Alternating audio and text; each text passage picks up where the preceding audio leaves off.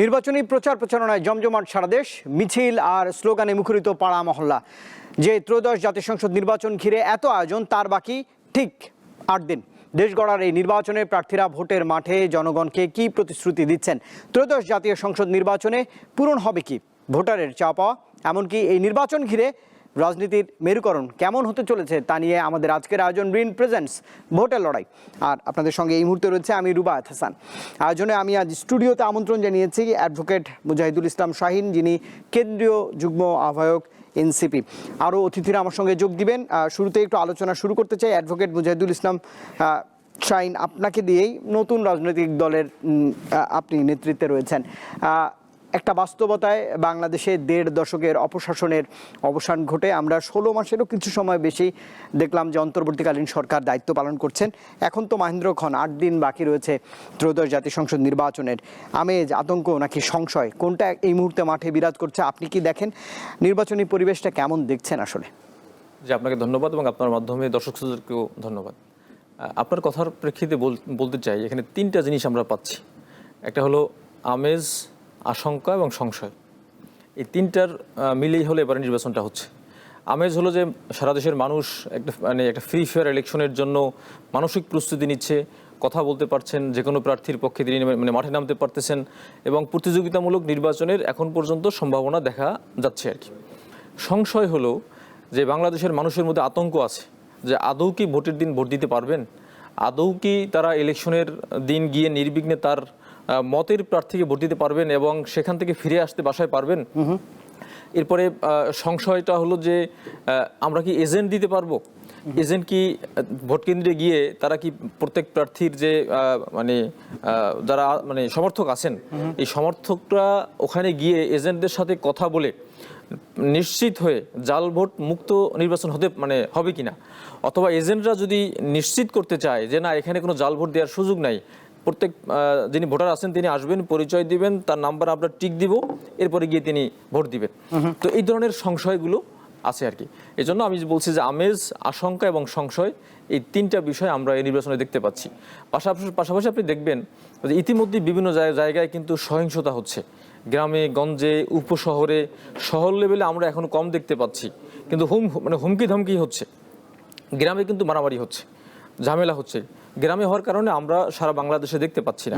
কিন্তু আপনি যদি ইন্ডিভিজুয়ালি প্রত্যেকটা যদি আসন ভিত্তিক আপনি দেখেন যে কোন আসনে কি সহিংসতা হচ্ছে, সেক্ষেত্রে আপনি দেখতে পারবেন যে টুকটাক আপনার হলো মারামারি, মাথা ফাটানো অথবা হুমকি দেয়া, ভোট কেন্দ্রে গেলে তোমাদেরকে দেখে নিব, এই ধরনের আশঙ্কা কিন্তু গ্রামে গঞ্জে হচ্ছে এবং আছে।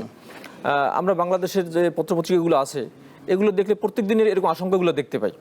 এই জন্য আমরা আশাবাদী, হোপফুল যে না ভালো একটা নির্বাচন হবে, কিন্তু সেটা বাংলাদেশের যে বর্তমান সরকার আছে এই সরকারকে নিশ্চিত করতে হবে যে হ্যাঁ আমরা ফ্রি ফেয়ার ক্রেডিবল ইলেকশন করব এবং ভয় ডরবিহীনভাবে প্রত্যেক হিজাবি, নন হিজাবি, সাধারণ মানুষ, আবাল বৃদ্ধ বনিতা যারা ভোটার আছেন এবং হলো প্রত্যেক পুরুষ মহিলা যে দলের সমর্থক হোক না কেন তিনি নির্বিঘ্নে গিয়ে যেন ভোট দিতে পারেন, সেইটা নিশ্চিত করতে হবে আমাদের সরকারকে।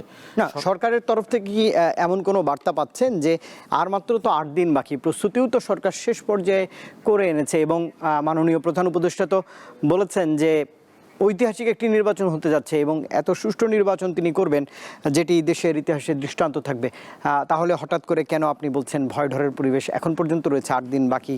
যখন অন্যতম কারণ হলো আইন শৃঙ্খলা বাহিনীর বিভিন্ন স্টেপ আছে আর কি, পুলিশ, আর্মি, র্যাব, অন্যান্য যারা আছেন আর কি, অনেকে আছেন। তো অনেকের সাথে আমাদের কথা হয়, কথা হলে আমাদের কাছে মনে হচ্ছে যে তারা একটু রিলাক্ট্যান্ট, যে মারামারি হয়ে যাক, আমরা মারামারির মধ্যে কেন যাব, আমরা গিয়ে কেন প্রতিরোধ করব, আমরা ওখানে গিয়ে কেন প্রাণ হারাবো, এ ধরনের কিছু বিষয় আছে। আইন শৃঙ্খলা বাহিনী আমার মনে হয় এখনও তারা অ্যাক্টিভ রোল প্লে করতেছেন না। এবং এই আর্মি ইলেকশনের দিন আপনি দেখবেন যে গত যে আপনার হলো ইলেকশন হলো, ওই যে 14তে ইলেকশন হলো, 18তে হলো, আর্মি কি করেছেন, এক সাইডে গিয়ে তারা অপেক্ষা করছেন, গ্যাঞ্জাম হয়ে ভোট টোট সিলটিল হয়ে রিগিং হয়ে শেষ, তখন তারা গিয়ে উপস্থিত হয়েছে। তাহলে কি এখনো ওই পরিবেশ আপনি পর্যবেক্ষণ করছেন? আমরা মনে করতেছি যে সেই পরিবেশ নাই, সেটা দেখা যাবে 12 তারিখে। যদি সেনাবাহিনীর সদস্যরা যাদেরকে ম্যাজিস্ট্রেসি পাওয়ার দেওয়া হয়েছে, অন্যান্য যারা সংস্থাগুলো আছে তারা যদি অ্যাক্টিভ রোল প্লে করেন, তাহলে আমরা বলবো যে না খুব সুন্দর হচ্ছে। কিন্তু আমাদের মধ্যে এখনও আশঙ্কা আছে যে তারা কতটুকু আইন শৃঙ্খলা যে পরিস্থিতি আছে নিয়ন্ত্রণ করবেন বা করতে পারবেন। এটা একটা আশঙ্কা আমাদের মধ্যে এখনো আছে। নিশ্চয়ই। আমার সঙ্গে এডিন প্রেজেন্স ভোটের লড়াই আরও তিনজন অতিথি যোগ দিয়েছেন। তাহমিদা ইসলাম তানিয়া, তিনি নাটোর 2 গণসংহতি আন্দোলনের প্রার্থী। একই সঙ্গে চট্টগ্রাম থেকে এবং বরিশাল থেকে 2জন সংবাদকর্মী যোগ দিয়েছেন, রুনা আনসিলি এবং মুর্তুজা জুয়েল। তাহমিদা ইসলাম তানিয়া, আপনার কাছে একটু আসতে চাই, আপনি তো মাঠে প্রচারণায় রয়েছেন, আপনি আপনার এলাকায় আমেজ আতঙ্ক নাকি সংশয় দেখছেন, একটু এটার বিশ্লেষণ করবেন। 8 দিন বাকি রয়েছে। আস্থা অর্জনের জন্য ইসির এক ধরনের বলা যায় যে পরীক্ষাও এই জাতীয় সংসদ নির্বাচন, সেটিতে কোনো অগ্রগতি আপনি লক্ষ্য করছেন কিনা পূর্বের তুলনায়? আমি তাহমিদা ইসলাম তানিয়া, নাটোর 2 আসন থেকে গণসংহতি আন্দোলনের মাথাল মার্কার পক্ষ হয়ে কথা বলছি। আপনারা জানেন যে আসন্ন ত্রয়োদশ জাতীয় সংসদ নির্বাচনে সারা দেশব্যাপী যে 12 তারিখ নির্বাচন আসছে, এটা নিয়ে ভোটাধিকার যারা প্রয়োগ করবেন, অর্থাৎ যারা ভোট দিবেন তাদের ভিতর এবং যারা প্রার্থী হিসাবে দাঁড়িয়েছেন সবারই ভিতর অনেক আশঙ্কা আছে। আবার একই সাথে আমরা আশাবাদীও যে আমরা দীর্ঘ 17 বছর পর আমরা এই ভোটাধিকার প্রয়োগ করতে পারবো এবং নির্বাচনী মাঠে সেই 54 বছরের ইতিহাসে বাংলাদেশ স্বাধীন হওয়ার 54 বছর পরও আমরা যে ইলেকশন ইঞ্জিনিয়ারিং সেটা নিয়ে আমরা এখনো বের হতে পারি নাই। আমার পূর্ববর্তী বক্তা বললেন যে নির্বাচনকে কেন্দ্র করে গ্রামে গঞ্জে ছোটখাটো সার্বক্ষণিক একটা সন্ত্রাস, একটা ভয়ের রাজত্ব একটা থেকেই যায়। এখানে বড় বড় দল যারা আছেন তারা সবসময় ছোট দলকে হেয় করে কথা বলা কিংবা ছোট দলকে প্রচারণায় বাধা দেওয়া এবং তাদের নানা রকম হুমকি ধামকি আমাদের পেতে হয়। তো মাঠে কাজ করতে গিয়ে যেটা দেখেছি যে আমার আসনে আমি নারী প্রার্থী হিসেবে আমি একা লড়ছি এবং নারী প্রার্থী হিসেবে আসনে আমি ভোটারদের মাঝে আমার সম্মানজনক সাড়া মিলছে, কিন্তু যারা আমার প্রতিদ্বন্দ্বী এই নির্বাচনে যাদেরকে আমি প্রতিদ্বন্দ্বিতা হিসেবে নির্বাচনী মাঠে পেয়েছি তাদের আচার আচরণ কিন্তু লেভেল প্লেইং ফিল্ড পর্যায়ে পড়ে না। এবং আরেকটি বিষয় জানেন যে ইসি কর্তৃক যে নির্বাচন নিয়ে তাদের যেরকম পদক্ষেপ নেওয়া দরকার যে প্রতিটি নির্বাচনে কেন্দ্রে তো প্রতিটি আসনে প্রার্থীরা আসলে কোনো জানমালের হুমকি ধামকি পাচ্ছে কিনা কিংবা তাদের নির্বাচনী প্রচারণায় কোনো রকম বাধার সম্মুখীন হচ্ছে কিনা, এরকম বিষয় নিয়ে যে একটা লেভেল প্লেইং ফিল্ড হওয়ার কথা, এটা দুঃখজনক হলেও সত্যি যে এটা কোনো আসনেই আমরা দেখতে পাচ্ছি না। আরেকটি বিষয়, আমার আসনে আমি নির্বাচনী প্রচারণায় মাঠে আছি এবং নির্বাচনী প্রচারণা করতে গিয়ে জনগণের মাঝে ব্যাপক সাড়া, যেহেতু নারী প্রার্থী এবং তারা 17 বছর কোনো ইলেকশনে অংশগ্রহণ করতে পারেননি। 17 বছর পরে তারা এই নির্বাচন নিয়ে আশাবাদী। তবে নির্বাচন আশঙ্কার ভিতরেও রয়েছে, নির্বাচনের দিন কি হবে এটা আমরা প্রার্থী সহ যারা ভোটার আছেন কেউই বলতে পারছি না। সব মিলিয়ে পরিস্থিতি এই। তারপরেও আমরা আসন্ন ত্রয়োদশ জাতীয় সংসদ নির্বাচনে আমরা শেষ দিন পর্যন্ত থাকবো, এই আর কি। ধন্যবাদ। না, কিন্তু তাহমিদ ইসলাম, আপনি তাহলে আপনার কথায় বোঝা যাচ্ছে যে নির্বাচনে লেভেল প্লেইং ফিল্ড তৈরি বা প্রশাসনের নিরপেক্ষতা নিয়েও এক ধরনের প্রশ্ন আপনি ওঠালেন। এই যদি অবস্থা হয় তাহলে নিরপেক্ষ ভোট প্রত্যাশিত হবে কতটা? না, আমি তা আসলে মনে করছি না।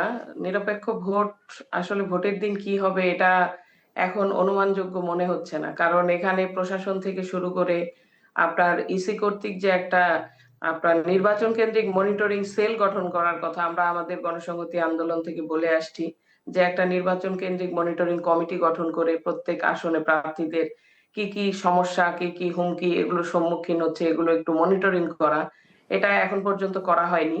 এবং নির্বাচনের দিন কি হবে এটা আসলে আশঙ্কাজনক। আমরা প্রার্থীরা কতদূর পোলিং এজেন্ট দিয়ে আমাদের ভোটগুলো আমাদের আমাদের মার্কার পক্ষে আনতে পারবো, এটা অনেকটাই আশঙ্কাজনক। নিশ্চয়ই।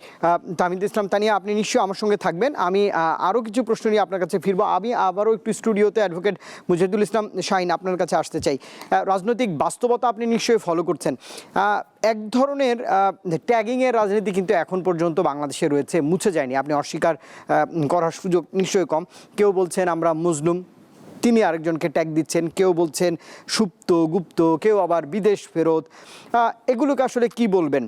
কৌশল রাজনীতিতে নাকি এগুলা অপকৌশল? না, আমি এটা মনে করি যে বাংলাদেশের সর্বোচ্চ রাজনীতিবিদ যারা আছেন, যেমন তারেক রহমান এবং শফিকুর রহমান, এদের মুখে আমাদের এই ধরনের শব্দগুলো ভালো লাগে না, শুনতে ভালো লাগে না। এদেশে গুপ্ত যদি রাজনীতি না থাকতো, না করতো, তাহলে এই বিপ্লব সংগঠিত হতো না। নাহিদ ইসলামরা কিন্তু সামনে থেকে এটা ফেস করেছেন, পিছনে তো অনেকেই ছিলেন। বিএনপি কি বলেছেন যে আমরা এই আন্দোলনের সমর্থন দিচ্ছি? উল্টা বরং মির্জা ফখরুল ইসলাম কি বলছেন যে আন্দোলনের ছাত্রদের এই আন্দোলনের সাথে আমাদের কোনো সম্পৃক্ততা নাই। তাহলে কি? তাহলে তো উনি গুপ্তভাবে এখানে সাপোর্ট দিয়েছেন। উনি তো ওপেনভাবে সাপোর্ট দেন নাই। তো গুপ্ত সবাই ছিল, বিএনপির অনেক লোক গুপ্ত ছিল, জামাতের অনেক লোক গুপ্ত ছিল, এবং সেখানে থেকে তারা এই আন্দোলনটা সংগঠিত করেছে। এবং সারা বিশ্বের আপনি মুভমেন্টগুলো দেখেন, প্রত্যেকটা মুভমেন্টে যারা গুপ্ত ছিলেন, গুপ্ত গোপনে থেকে থেকে কিন্তু তারা আন্দোলন সংগ্রাম ঐতিহাসিকভাবে সংগঠিত করেছেন, এবং অনেক স্বৈরাচারকে তার বিদায় করেছেন আর কি। বাংলাদেশে আপনি দেখেন, বামপন্থী রাজনীতিতে গুপ্ত রাজনীতি ছিল না। এই যে নকশাল রাজনীতি কি গুপ্ত ছিল না ওপেন ছিল? এটা আপনি দেখেন, সিরাজ শিকদারের রাজনীতি কি ওপেন ছিল না গুপ্ত ছিল? তারা কি চেয়েছে? আপনি জাসদের রাজনীতি দেখেন, তারা কি ওপেন ছিল না গুপ্ত ছিল? শেখ মুজিবের সময় আপনি 71 থেকে 75 পর্যন্ত কত হাজার জাসদ কর্মী নিহত হয়েছেন, এবং তারা তখন কিভাবে ছিলেন? এর পরবর্তীতে তো রিভল্ট হয়ে আপনার কেউ শেখ মুজিব নিহত হয়। এই জন্য বাংলাদেশের রাজনীতিতে সহ সারা বিশ্বের রাজনীতিতে গুপ্ত সুপ্ত রাজনীতি সবসময় ছিল, আছে, থাকবে। ফ্যাসিজমের এগেনস্টে ওপেন হয়ে কেউ কথা বলতে পারে না, এবং এটা সম্ভব না। তখন গুপ্ত থেকে কিন্তু সংগঠিত হয়ে একটা পর্যায়ে রিভল্ট হয়, বা বিদ্রোহ হয়, বা গণ অভ্যুত্থান হয়। এই জন্য জনাব তারেক রহমান যে বলছেন গুপ্ত গুপ্ত, এই কথাগুলো খুবই হাস্যকর লাগে আমাদের কাছে, এবং এগুলো শুনতে ভালো শোনে না। আরও পজিটিভ, আরও সুন্দর শব্দের মাধ্যমে আমরা মনে করি যে অপর পক্ষকে আপনি আঘাত করেন। আঘাত মানে হলো আপনার মৌখিক আঘাত করেন, আপনি তার ভালো কাজের মাধ্যমে আপনি তাকে বুঝিয়ে দেন যে তোমার চেয়ে আমি বেটার। এদিকে শফিকুর রহমান সাহেবও মাঝে মাঝে ওই কিছু দুই একটা কথা বলে ফেলেন, এগুলোও আমরা মনে করি যে এগুলো উচিত না। আপনি বাংলাদেশের রাজনীতিতে দেখবেন, বেগম খালেদা জিয়া অত্যন্ত চমৎকারভাবে কিন্তু তিনি কথা বলতেন, এবং তার কথায় তার শত্রুও যে একদম স্ল্যাং ল্যাঙ্গুয়েজ আঘাত পেয়েছেন, আমার কাছে এরকম কোনো শব্দ এখন পর্যন্ত আমার চোখে পড়ে নাই। এবং তিনি যে উদাহরণ তৈরি করে গেছেন, তার শত্রুর প্রতিও ঠিক তিনি কিন্তু খারাপ ল্যাঙ্গুয়েজ বা খারাপ পরিভাষা ইউজ করেন নাই। আমি মনে করি বাংলাদেশের রাজনীতিতে এই সবাই কিন্তু অভ্যুত্থানের সাথে সম্পৃক্ত ছিল। আপনি বলেন বিএনপি বলেন, জামাত বলেন, যারা এনসিপি আমরা আছি, সবাই কিন্তু এখানে রোল ছিল আমাদের, এবং সামষ্টিক রোল ছিল। সারা দেশের মানুষ, ছাত্র জনতা নেমে না আসলে এই অভ্যুত্থান সংগঠিত হতো না। এখন সেখান থেকে আমরা ভোটের মাঠে রাজনৈতিক প্রতিদ্বন্দ্বী, আমরা প্রতিপক্ষ, কিন্তু আমি আপনার শত্রু না। তো আপনি এমন শব্দ কেন ইউজ করেন যে এই শব্দটা বুমেরাং হয়ে যায়, আপনার দিকেও এই পাটকেলটা ছুড়ে দেওয়া যায়? এই জন্য আমি মনে করি এ ধরনের ট্যাগিংয়ের রাজনীতি এগুলো শোভনীয় না। বাংলাদেশে আমরা একটা পরিবর্তন চেয়েছি। আমরা 15 বছর বা 17 বছর যেই ধরনের ট্যাগিংয়ের মধ্যে ছিলাম, যেই ধরনের ট্যাগিং দিয়ে মানুষকে হত্যাযোগ্য করা হয়েছিল, সেই হত্যাযোগ্য করতে আমরা আর এখন চাই না। আমরা মনে করি যে সুষ্ঠু নির্বাচনের মাধ্যমে যিনি ক্ষমতায় আসবেন তিনি বাংলাদেশের মানুষের সরকার হবেন, সবার সরকার হবেন। এখানে কে আওয়ামী লীগ, কে জামাত, কে বিএনপি, এটা আমরা দেখতে চাই না, কে এনসিপির দেখতে চাই না। আমরা বাংলাদেশের মানুষের উন্নয়নের জন্য, বাংলাদেশের ইনফ্রাস্ট্রাকচার উন্নয়নের জন্য, এবং মানুষের সামাজিক মর্যাদা উন্নয়নের জন্য আমার মনে হয় যে কাজ করা উচিত। এবং বাংলাদেশের যে আমরা যেটা বলছি যে বৈষম্যহীনতা, যে দুর্নীতি, যে আপনার হলো চাঁদাবাজি, আপনার টেন্ডারবাজি, এইটা বাংলাদেশের মানুষ আর দেখতে চায় না। আপনি দেখেন ভোটের মাঠে চাঁদাবাজি কিন্তু এখন একটা বড় অস্ত্র। কে চাঁদাবাজি করে, কে চাঁদাবাজি করে না, এটার মধ্যে মাধ্যমে কিন্তু পার্থক্য হচ্ছে। মানুষজন আপনি দেখেন যে চাঁদাবাজি কে করছে, কে চাঁদাবাজের প্রশ্রয় দিচ্ছে, চাঁদাবাজের টাকার কে ভাগ পাচ্ছে, এটা কিন্তু একদম নিম্ন আয়ের মানুষ, একটা চায়ের দোকানদারও জানে, একটা রিক্সাওয়ালাও জানে। আপনি কিছুদিন আগে দেখবেন নাসিরউদ্দিন পাটোয়ারির আপনার হলো গণসংযোগে একজন চায়ের দোকানদার বলছেন যে কে কোন জায়গায় কয় টাকা চাঁদাবাজি করে এবং কার লোককে। এরপর দেখবেন আপনি একটা ওই যে রেল স্টেশনের পাশে একজন চায়ের দোকানদার মহিলা বলতেছেন যে কে চাঁদাবাজি করতেছে, এরা কার লোক, এই টাকাটা কোথায় যায়। এই জন্য আপনি কারো চোখ বন্ধ করে দিতে পারবেন না। এখন সবাই চেয়ে চেয়ে দেখছে আপনি কি করছেন। হয়তো আপনি এত পরিমাণ শক্তিশালী, আপনার এত পরিমাণ লোকবল আছে যারা আমার উপর আঘাত করতে পারে, এজন্য আমি চুপ থাকছি। তার মানে এই না আমি কিন্তু বুঝতেছি না, আমি কিন্তু দেখছি, বুঝছি। এবং আমি যদি সুযোগ পাই গোপন ব্যালটে গিয়ে আমি চাঁদাবাজের বিরুদ্ধে ভোট দিয়ে দিব, আমি সন্ত্রাসের বিরুদ্ধে ভোট দিব, ভূমিদস্যুর বিরুদ্ধে আমি কিন্তু ভোট দিব। নিশ্চয়ই আরেকটি বিষয় নিশ্চয়ই আপনার নজরে এসেছে, যেটি ভোট কেনা বেচা। আমরা দেখছি যে একটি বড় রাজনৈতিক দল বলছে যে অন্য একটি রাজনৈতিক দল বিকাশ, রকেট বা মোবাইল সার্ভিস যে এজেন্টগুলো আছে তাদের নাম্বার নিয়ে রাখছে। এই যে ভোট কেনা বেচা গত 1.5 দশক আগে, বা জবরদস্তি বা ভোট আদায়ে ভয় বা আতঙ্ক সৃষ্টির যে একটা উপায় বা পন্থা ছিল, সেটি থেকেও তো আমরা এখনো বের হতে পারিনি। এটা পজিটিভ দিক কিন্তু বাংলাদেশে এখন আছে। সেটা হলো এবার একটা স্লোগান উঠছে যে টাকা দিয়েছেন ঠিক আছে, টাকা নিব, কিন্তু ভোট আমার মানে কি পছন্দের প্রার্থীকে দিব। এইবার সাধারণ মানুষও মানে আপনি টাকা নিতে চাচ্ছে না, তারা যে টাকা নিবে বা নিচ্ছে এরকম না। যদি কোনো কারণে আপনি এসে আমাকে বলেন যে আরে আপনি 500 টাকা পকেটে রাখেন, এটা পরে দেখবনি, কিন্তু ভোট দেওয়ার কিন্তু ক্ষেত্রে সে কিন্তু স্বাধীন থাকবে। আপনি টাকা দিচ্ছেন বলেই যে আমি ইমানদার মানুষ, আপনি টাকা দিচ্ছেন কি করব, ভোটটা আপনাকে দিয়ে দেব, এই ইমানদারিত্ব এখন বাংলাদেশের মানুষের নাই। বাংলাদেশের মানুষ এখন আপনি দেখবেন সাধারণ মানুষও তারা বলতে যাচ্ছে যে আমি এখন 500 টাকা নিয়ে ভোট দিব আর 5 বছর বিপদে থাকবো, 5 বছর আমি আপনি এমপি সাহেব আপনার কাছে গিয়ে আমি কোনো সুবিধা পাবো না, এই এমপি আমরা চাই না। এই জন্য তারা কিন্তু একদম নিম্ন লেভেল, আমি তো গ্রাম থেকে উঠে আসছি, গ্রামের লোকজনের সাথে পরিচয় সম্পর্ক আছে, আমি হলো মানে এলাকার লোক নিয়ে রাজনীতি করছি, আমি জানি যে সাধারণ মানুষ তারা কিন্তু এখন পর্যন্ত অ্যাডামেন্ট যে না, টাকা দিয়ে এবার ভোট দেওয়া যাবে না। আমার চেম্বারে কালকে একজন সাধারণ মানুষ আসছেন যিনি আপনার হলো এই যে মিস্ত্রির কাজ করেন। তো তাকে আমি জিজ্ঞাসা করলাম যে আপনার কি অবস্থা, আপনি ভোট কোথায় দিবেন? তো সে বলল যে আমি অমুক প্রার্থীকে ভোট দিব, তিনি সৎ। আমি বললাম যে আপনার তো মামলা করার টাকা নাই, আপনার মামলা আমি ফ্রি করে দিচ্ছি, আপনাকে যদি কেউ 5,000 10,000 টাকা দেয় তাহলে আপনি কি করবেন? বলেন যে এইবারে টাকা নিয়ে কাউকে ভোট দেবো না, টাকা নেয়ার দিন। তাহলে মাঠের বাস্তবতা অনেক পরিবর্তন হয়েছে।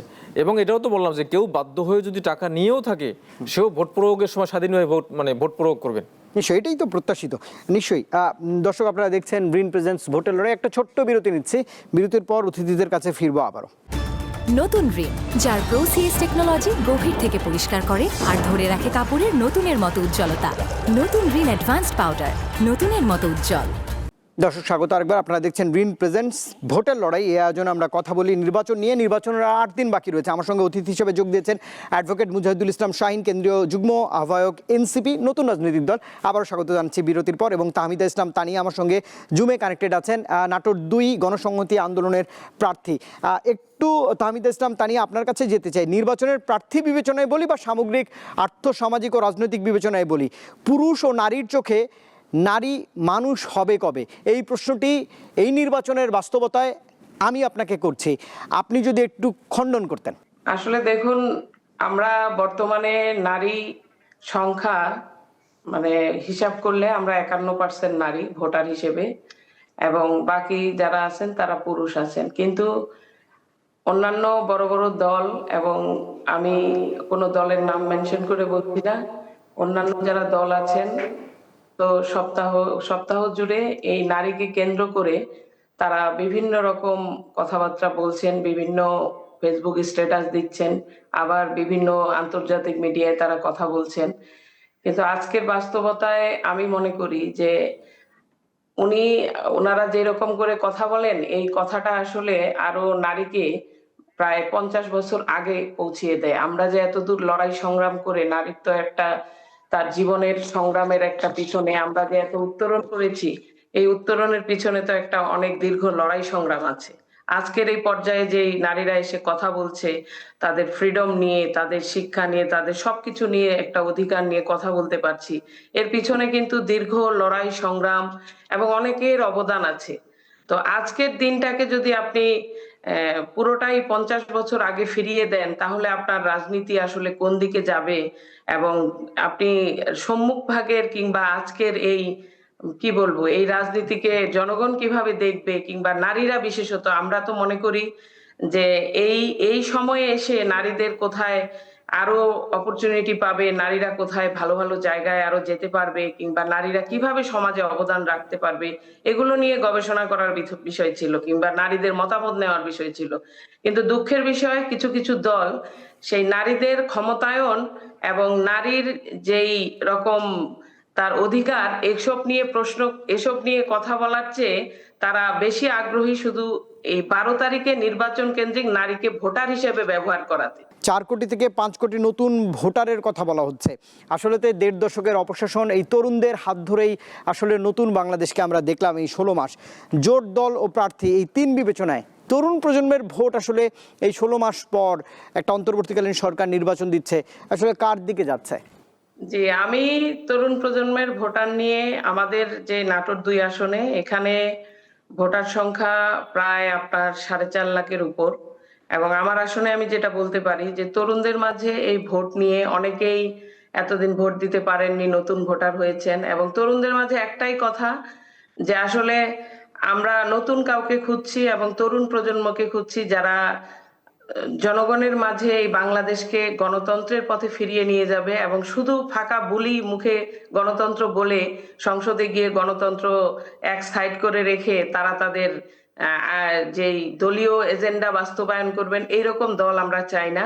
আমরা চাই সামগ্রিকভাবে বাংলাদেশের খেটে খাওয়া মানুষ থেকে শুরু করে সমগ্র নাগরিকের যে মানবিক মর্যাদা, সাম্য এবং অধিকার নিয়ে তারা বাঁচতে পারে, এইরকম একটা দল যেন ক্ষমতায় যায়। এবং তরুণদের মাঝে ব্যাপক এটা নিয়ে সাড়া আছে, তারা বলছে, এবং তরুণরা কিন্তু অনেক ট্যালেন্ট, তারা সবকিছুই বুঝতে পারে যে কে কাকে কটাক্ষ করে কথা বলছে কিংবা কোন দল কোন দিকে যাচ্ছে, এগুলো তাদের বোঝা মানে বাইরে থাকে না।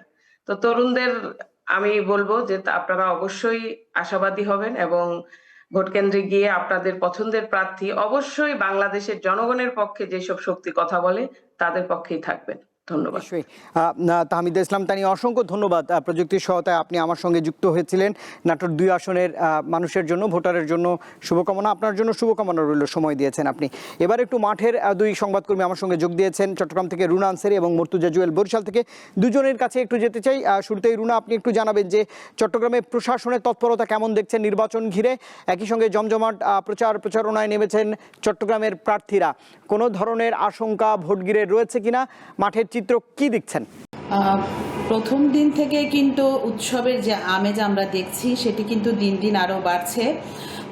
তবে প্রায় প্রতিটা প্রার্থীর মুখে একটি কথা, যেহেতু প্রথম দিনে চট্টগ্রামে একটি দুর্ঘটনা ঘটেছিল, আপনারা জানেন চট্টগ্রাম 8 আসনের প্রার্থীর গণসংযোগের সময় একজন মারা গেছে সেখানে গুলিবিদ্ধ হয়ে। সেই ঘটনার পর থেকে কিন্তু প্রত্যেকটা প্রার্থী প্রশাসনকে বলে আসছেন এ পর্যন্ত যে পরিমাণ অস্ত্র খোয়া গেছে 5 আগস্টের পরে, সে অস্ত্রগুলো যেন উদ্ধার করা হয় এবং মাঠ পর্যায়ে যে সন্ত্রাসীরা রয়েছেন, তালিকাভুক্ত যে সন্ত্রাসীরা রয়েছে, তাদেরকে যেন আটক করা হয়। কিন্তু প্রশাসনের পক্ষ থেকে আমরা দেখছি তারা মাঠ পর্যায়ে আসলে একটি কিছুদিন আগে আপনারা নিশ্চয়ই দেখেছেন, প্রশাসন চট্টগ্রাম মেট্রোপলিটন পুলিশ থেকে একটি বিজ্ঞপ্তি দেওয়া হয়েছিল, একটি তালিকা ধরে তারা বেশ কিছু ব্যক্তিকে তারা চট্টগ্রাম মহানগরে নিষিদ্ধ ঘোষণা করেছেন। তো এখানকার প্রার্থীদের যেটি কথা এবং প্রার্থীর পক্ষে যারা কাজ করছে তাদের যেটি কথা, সেটি হচ্ছে মহানগরে ঢুকতে দেওয়া, চট্টগ্রাম জেলায় ঢুকতে না দেওয়ার যে নিষিদ্ধ ঘোষণা করা হয়েছিল বিজ্ঞপ্তিতে, সেটিতে আসলে কতটুকু কার্যকর হবে বা কতটুকু ফলপ্রসূ হবে। তারা যদি ঢুকতেও না পারে, তাদের যদি অন্য কোনো এখানে লোকজন থাকে, সন্ত্রাসীদের যার বাহিনী রয়েছে, তাদের হাতে যদি অস্ত্র থেকে থাকে, তাহলে সেটি নির্ঘাতেই হচ্ছে নির্বাচনের সময় একটি সহিংসতার ঘটনা ঘটতে পারে। এমন আশঙ্কা কিন্তু বেশ কয়েকজন প্রার্থীর সাথে আমরা কথা বলে জানতে পেরেছি। তারা যেটি প্রশাসনকে বারবার বলছে, এ পর্যন্ত যে পরিমাণ অস্ত্র বাইরে রয়েছে, যেগুলো। রুনা আনসারী, অসংখ্য ধন্যবাদ এই মাঠের চিত্রটি জানানোর জন্য। বরিশালের মর্তুজা জুয়েল, আপনি কেমন পরিবেশ দেখছেন? নির্বাচনের 8 দিন বাকি রয়েছে, একটু যদি সামগ্রিক পরিবেশ বলতেন বরিশালের। নির্বাচন দেশব্যাপী একযোগে এই নির্বাচনটি অনুষ্ঠিত হতে যাচ্ছে এবং 5 বছর পর পর এ ধরনের জাতীয় নির্বাচন অনুষ্ঠিত হয়। সেক্ষেত্রে যারা ভোটার কিংবা যারা ভোটার নয়, তাদের প্রত্যেকেই কিন্তু আসলে, যেহেতু দেশের তারা নাগরিক, রাষ্ট্রের নাগরিক, সবার ভিতরে কিন্তু এই ফিলিংসটি কাজ করছে যে একটি ভোট আসছে বা সামনে একটি ভোট। সেক্ষেত্রে একটি রাজনৈতিক দল যারা বিভিন্ন ফ্যাসিজমের কারণে নিষিদ্ধ ঘোষিত হয়েছে এবং তারা সহ তাদের যে জোটগত যে দলগুলো রয়েছে, অনেক দলই কিন্তু নির্বাচনে আসছে না, আপনি জানেন। সেক্ষেত্রে কিন্তু যেটি আশঙ্কা করা হয়েছিল যে একটি ম্লান নির্বাচন হবে, যেটি আওয়ামী লীগ করেছিল, কিন্তু আমরা দেখতে পাচ্ছি মাঠের চিত্রটি কিন্তু কিছুটা বদলেছে এবং ভিন্ন। বিএনপি এবং জামাত ইসলাম দুটি প্রধান বড় রাজনৈতিক দল ছাড়া অন্যান্য ছোট দলগুলো ভোটের মাঠে থাকলেও মাঠ পর্যায়ে তৃণমূলে ভোটারদের মাঝে কিন্তু তারা সাড়া ফেলতে সক্ষম হয়েছে। মর্তুজা জুয়েল, ধন্যবাদ, থামিয়ে দিচ্ছি আপনাকে। অ্যাডভোকেট মুজাহিদুল ইসলাম শাহীন, আপনার কাছে ছোট্ট একটি প্রশ্ন দিয়ে শেষ করতে চাই। আমার কাছে 2 থেকে 3 মিনিট সময় রয়েছে। আমি একটু জানতে চাই যে বাংলাদেশের গণতান্ত্রিক অগ্রযাত্রার জন্য এই নির্বাচনটি কতটা গুরুত্বপূর্ণ? সরকারের সামনে এই কয়েকদিনের কি চ্যালেঞ্জ রয়েছে, যদি একটু বলতেন। জি, আপনি ধন্যবাদ আপনাকে। বাংলাদেশের গণতান্ত্রিক উত্তরণের জন্য সবচেয়ে বড় চ্যালেঞ্জ তো এই আপনার নির্বাচন। আমরা এত কথা বলছি যে স্বৈরাচার বিদায় করেছি, আমরা হলো বাংলাদেশের গণতন্ত্রহীনতা ছিল, মানে আমরা গণতন্ত্র চাচ্ছি, গণতন্ত্র আমাদের পেতে হবে। আগে নির্বাচনগুলো মানে রাতের ভোট হয়েছে, রিগিং হয়েছে, দিনের ভোট হয়েছে, 152 জন নির্বাচিত মানে আপনার বিনা প্রতিদ্বন্দ্বিতায় নির্বাচিত হয়ে গেছেন। তো সেখান থেকে উত্তরণের জন্য তো এই নির্বাচনটাই হলো একটা মানে সিঁড়ি আর কি। এই সিঁড়ি দিয়ে যদি আমরা ভালোভাবে পার হতে পারি তাহলেই বাংলাদেশ একটা ভালো সময়ের দিকে ইনশাল্লাহ যাবে, আমরা বিশ্বাস করি। এখন এখানে উত্তরণের যে বাধাগুলো আছে, ইম্পিডিমেন্টগুলো যেগুলো আছে, সেটা হলো যে আপনি দেখবেন একজন সাংবাদিক বলেছেন যে অস্ত্রের যে বিষয়টা, আমাদের কাছে তথ্য আছে। যেমন আমি ঢাকা 11-তে জনাব নাহিদ ইসলামের ইলেকশনের জন্য কাজ করছি, এখানে খোঁজখবর নিচ্ছি। আমরা প্রায়ই শুনি যে আগের সেই যারা সন্ত্রাসী ছিলেন তারা এখনও এখানে মানে নতুন করে আবার এলাকায় আসছেন এবং তাদেরকে ডেকে নিয়ে আসা হচ্ছে যে তোমরা আসো, কোথায় আসো, আসো, আমি তোমাদেরকে আশ্রয় দিব। এবং এই অস্ত্রবাজ কারা কে কোথায় আছেন এদের সাথে মিটিং হচ্ছে এবং নির্বাচনের দিন যেন একটা নির্বাচন এমন নির্বাচন হয় আতঙ্ক সৃষ্টি করে যেন ভোটাররা যেন আপনার ভোট কেন্দ্রে আসতে না পারে, এরকম একটা মানে পরিবেশ তৈরির মানে আমরা খোঁজ পাচ্ছি আর কি। শুধু এখানেই না, সারা বাংলাদেশে আপনি একটা মানে অবাক করার তথ্য, যারা আওয়ামী লীগের চিহ্নিত অস্ত্রবাজ ছিল, সন্ত্রাসী ছিল, এখন বিএনপির যারা আছেন তারা এদেরকে ডেকে ডেকে নিয়ে আসছেন যে তুমি আমার আশ্রয়ে থাকো, এখানে থাকবা, মামলা হলে আমি জামিন করার ব্যবস্থা করব, অথবা জেলে থাকলে জামিন করে তোমাকে বের করে নিয়ে আসবো এবং তোমার লোকজন নিয়ে তুমি থাকো এবং নির্বাচনের দিন আমাকে কিভাবে সাপোর্ট দিতে পারবা এইটা আমাকে করে দিবা। এই ধরনের অবস্থা এখন হচ্ছে। এখন আমি তো মনে করি যে বাংলাদেশের রাজনৈতিক দলগুলোর সাধারণ ভোটারদের উপরে তাদের আস্থা রাখা উচিত যে আমাকে যদি ভোটার ভোট দেয় তাহলে আমি বাংলাদেশের সংস্কার করব, বাংলাদেশের গণতন্ত্রের পথে উত্তরণ ঘটাবো, নচেত দরকার নেই, আমি নেক্সট টাইম আবার আসবো। কারণ আগামীতে যে ক্ষমতায় আসবে সে যদি ভালো কাজ করতে না পারে তাহলে জনগণ কি তাকে ভোট দিবে, আবার ম্যান্ডেট দিবে না। এই জন্য আমাদের মধ্যে এখন যে সমস্যাটা হচ্ছে, অধিকাংশ রাজনীতিবিদদের মধ্যে হচ্ছে যে আমি কিভাবে নির্বাচিত হব, কে সন্ত্রাসী তাকে ডেকে নিয়ে আসলে, অস্ত্রবাজি করলে, গুলি করলে, মেরে ফেললে তাতে কিছু আসা যায় না, আমাকে এমপি হইতে হবে। তো এই বাংলাদেশ তো আমরা চাই না ভাই। আমার এমপি হওয়ার দরকার নাই যদি আমাকে অস্ত্রবাজি করে এমপি হইতে হয়, যদি আমাদের ভোট না দেয়। নিশ্চয়ই। অ্যাডভোকেট মুজাহিদুল ইসলাম শাহিন, অসংখ্য ধন্যবাদ, আপনি মূল্যবান সময় দিয়েছেন আর ইন প্রেজেন্স ভোটের লড়াইয়ের এই আয়োজনে। দর্শক, আসলে বাংলাদেশের জয় হবে হয়তো 12 তারিখ যদি বাংলাদেশের গণমানুষ তাদের ভোটাধিকার প্রয়োগ করে এবং তাতেই গণতান্ত্রিক ধারা অব্যাহত থাকবে, এটাই আসলে প্রত্যাশিত। আর ইন প্রেজেন্স ভোটের লড়াইয়ের আয়োজন আজ এ পর্যন্তই। এতক্ষণ সঙ্গে থাকবার জন্য ধন্যবাদ সবাইকে। শুভরাত্রি। নতুন রিন, যার প্রোসিএস টেকনোলজি গভীর থেকে পরিষ্কার করে আর ধরে রাখে কাপড়ের নতুনের মতো উজ্জ্বলতা। নতুন রিন অ্যাডভান্সড পাউডার, নতুনের মতো উজ্জ্বল।